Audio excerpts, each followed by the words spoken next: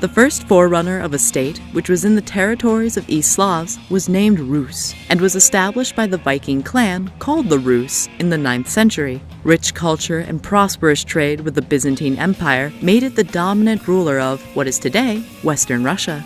Varangians. Life in Rus was focused around its long rivers. The Dnieper, Don, Volga, and Volkhov rivers were the trading routes that connected Scandinavia with Constantinople and Baghdad. Varangians established control over these territories. They came to rule the Slavs and gradually mixed with them. Kievan Rus. A legend, written in the Primary Chronicle, says that in the middle of the 9th century, Slavic and Finno-Ugric tribes of northern Russia tired of fighting each other and invited the Varangians to rule over them. In 862, the Varangian Prince Rurik established the Rurik dynasty in Novgorod that ruled over Russia for 700 years. Rurik's successor, Oleg, founded the Kievan Rus state in 882 by connecting Novgorod with Kiev and making the latter his new capital. The following rulers, Igor I, his widow Olga, and son, Sviatoslav I, extended their dominance in what is now southern Russia, fighting Byzantium, Pechenegs, and Polotsk. The reign of Yaroslav the Wise in the first half of the 11th century was the highlight of Kievan power. Yaroslav enlarged the state, built fortifications, introduced a code of law, and promoted culture. Decline. The fragmentation of the Kievan state, which followed, was only temporarily halted by Vladimir II, Vladimir Monomakh, at the beginning of the 12th century. After the rule of Yuri Dolgoruki, in the later part of the 12th century, the importance of Kiev declined. His son, Andrei Bogolovsky, raided Kiev. Thereafter, the Vladimir Suzdal Principality and the Novgorod Republic became the most important states in Russian territory. Okay, hello guys, myself Rishikesh Mohite from Group 102, and today we are going to tell you a few information about the Great Empire of Kievan Rus. So the Great Empire of Kievan Rus was founded by the Rurik. He was a great emperor. He ruled for several years, and after him, his son Igar the Great, uh, he he was the emperor of that empire.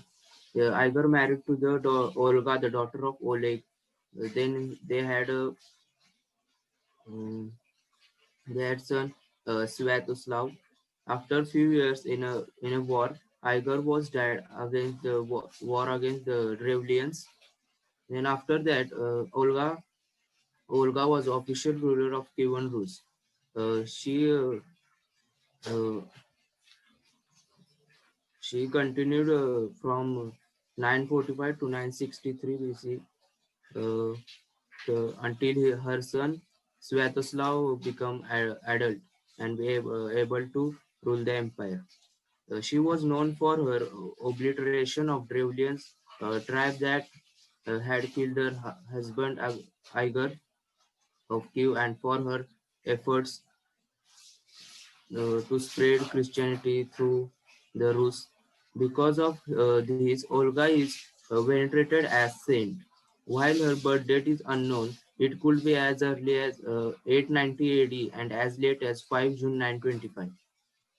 Olga was a woman from Pskov, married the Igor of Kiev. They had a son who was known as Sviatoslav. When Sviatoslav was 3 years old, we know that Igor was killed by Drevlians. And after Igar's death, Olga ruled Kievan Rus as regent on behalf of their son Sviatoslav. Olga was official ruler of the Kievan Rus. The Drevlians sent 20 of their best men to pursue Olga to marry their prince and uh, of her rule of Kievan. Mm. But she buried all of them alive, and in this way, uh, she took revenge of her husband's death. Then she planned to destroy the remaining Drevlians. She invented them to a funeral feast so she could mourn over her husband's grave. After the Drevlians were drunk, Olga's soldiers killed over 5,000 of Drevlians. She returned to the queue, prepared an army to attack survivors. In this way, Olga ruled Kievan of Rus until her son Sviatoslav reached adulthood and starts ruling empire. And then after some years, Princess Olga died on 11 July 969 AD. And the further topic will be continued by my friend Bhavika. My name is Bhavika Parayani and I am from Group 102 and my topic is Anna Yaroslavna. Anna of Kiev is a 1030 to 1075 was a Russian princess who became Queen of France in 1051 upon marrying King Henry. She ruled the kingdom as a regent during the minority of their son Philip. On Henry's death in 1060 until her controversial marriage to Count Ralph V of Valdez, Anne founded the Abbey of Saint Vincent at Senlis. uh, and his second wife, Angerd Aldo Foster of Sweden.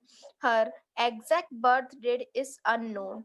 Philip Dilmom has suggested in 1027, while Andrew Gigorch has proposed in 1032. Sitting a mention in a Kevin council of the birth of a daughter of yourself in that year. Any exact place in the birth order of her sibling is unknown, although she was almost certainly the youngest daughter. Little is unknown about Anne's childhood or education. It is assumed that she was literate at least enough to write her name because her signature in Cyrillic exists on a document. From 1061, Delorim has pointed out that Yourself founded a number of schools in her kingdom and suggests that education was highly valued in his family, leading him to purpose a significant level of education of Annie. Grigorch has suggested that Annie learned French in preparation of her marriage to King Henry I of France. History book remember her as a golden hired girl from an exotic land who became queen consort and later regent of France. Anna was born to Yaroslav the Wise, Grand Duke of Kiev, and the initiator of the golden age of Rus, and his wife injured. Her parents, instead of giving her a good education, and by the age 18, under the supervision of her mother, she had mastered Latin, ancient Greek, and the basis of medicine. After that, in 1048, the French embassies, led by the bishop of the city of Maxus Quarter and the minister of the French court, arrived in Kiev with a mission to arrange a marriage between the King of France and Henry I and Anna. Rumors of Anna exude beauty, literacy, and wisdom reached many corners of Europe. Historians still debate the reasoning behind Henry's choice of a second wife. France did not have any diplomatic or trade links within Rus at that time. However, the general consequence is that Henry could not find a suitable princess bride in Europe. All the eligible young women were related to him with a legal decrees of kinship. Apart from the king best regards, courage brought executes words and a silver dishes to demonstrate their serious yet friendly invention to who being a prolific father as well as a wise ruler, Joseph sought to consolidate leadership of and to give a comfortable future to his children. Profitable marriages would kill two birds with one stone, and Anna's marriage to Henry I was the most successful one of them all. After that, uh, the king was he suffered from obesity and becomes spiteful even with confidence. However, when he saw Anna, he softened and even smiled. Leaving him to kiss her after his passionate introduction, Anna was quoted to have put back, blushed, and said, I suppose it is you who is king. After that, Queen of France. Their wedding as well as Anna coronation as a Queen of France took place in May 1049. Holy Trinity Day in the Cathedral of the city of Reims, long said the site of the coronation of the French kings. On the marriage contracts, Anna gracefully signed her name and patronic wills. The King of France simply put down a cross. At her coronation, the newlywed queen broke her tradition. Instead of conforming out to tradition and taking her royal vows, With her hand placed on a Latin Bible, she used a Slavic gospel which she bought from Kiev with her. After that, uh, with the king ever present 10th signature read by the approval of spouse Anna or in the presence of Queen Anna. However, the young queen could not produce and hear a long time, which probably created tension and sparkle unwanted rumors. She is said to have spent long humors in prayer, pledging to found a monastery if she would successfully give birth to prince. Finally, either thanks to her spiritually or more likely to the untiring efforts of her 45-year-old husband, in 1053, she gave birth to her first born son, Christian Philip. Henry and Anna had two more children, Robert, who died in adolescence at a highway man, and Eustace, who joined the first Crudus. After that, Anna became the regent to rule the country in the name of her son. True to her word, she founded a monastery dedicated to Saint Vincent in Senelis. A monument to Anne of Roos still stands next to the chapel. Like his father before him, Philip took Anna's advice seriously, and her signature can be found on official document next to this. After her second marriage, however, such a beautiful and wise woman was unlikely to remain alone for a long time. Raoul III pronounced Count a creepy and violent the charms of the king queen from the moment of she stepped and France soil. However, his feelings remained hidden until the death of the king. He kidnapped her while she was hunting and with her in the secret of his state. The Pope refused to recognize the new union, recommended that Raoul invalidate his marriage with Eleanor de Montdidier Pernod, and that Anna resume her spiritual role in the French state. However, the newly eloped couple were so open in their displays of affection and seemed to care so little about public opinion that their union was soon accepted. There is, of course, a more plastic version of the same story. Traditionally, a widow queen, especially a young one, was not allowed to stay without a husband, and so once more the most favorable candidate was chosen. Count Raoul was one of the most powerful landowners in the kingdom of that time. At the French court, Philip felt unwanted after his mother's second marriage, and Anna probably spent her final year traveling around Europe in an attempt to find acceptance. Thank you. And my next topic will be continue about to my friend Bhakti Khandekar. Hello guys, myself Bhakti Khandekar. I'm from Group 102. Here I will present a short info on Vladimir I. Vladimir I was born around 1956. He was one among the three sons of Malusha and Sviatoslav I, who was a great-grand prince of Kiev. Vladimir spent his childhood with his grandmother Olga. After the death of his father in 1972, Vladimir was forced to flee to Scandinavia after his brother Yaroslav murdered his other brother Oleg. Vladimir returned to Russia in 1979 and declared a war against his brother Yaroslav. He also seized the towns of Polotsk and married Yaroslav's fiancée Rogneda against her will. Vladimir became the independent sovereign in 1980 of entire Kievan Rus. Vladimir had to choose between three religions, Christianity, Islam, and Judaism. Various ambassadors were sent to persuade the king to follow their faith. Finally, Vladimir chose Byzantine Christianity. Um, he began a military campaign against Byzantine and conquered Khorzom. He demanded to marry Anna, sister of Byzantine emperor. The emperor agreed to the conditions but demanded the prince to be baptized. Agreeing to their conditions, Vladimir was baptized by the bishop of Khorzom. In 1990, on September 1, 1988, Vladimir gathered the citizens of Kiev on the river of Dnieper and baptized them all. This year is considered as the official date of baptism of Russia. Vladimir minted various gold and silver coins. Most of them depicted Vladimir sitting on the throne.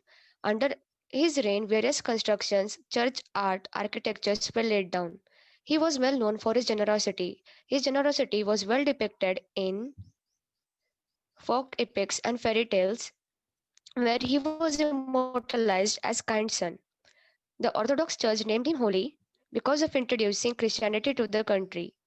He also earned the name Great for his rulership. So, here I would like to conclude my topic, and the next topic will be continued by my friend Alan.